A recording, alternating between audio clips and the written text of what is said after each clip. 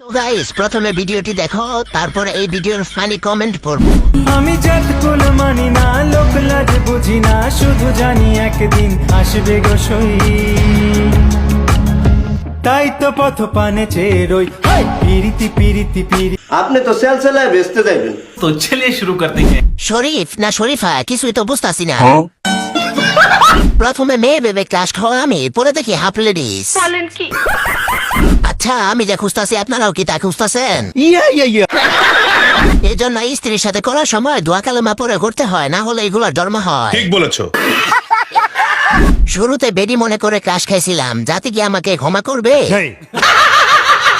একটা ছেলে আরেকটা ছেলের উপর ক্রাশ খায় কিভাবে?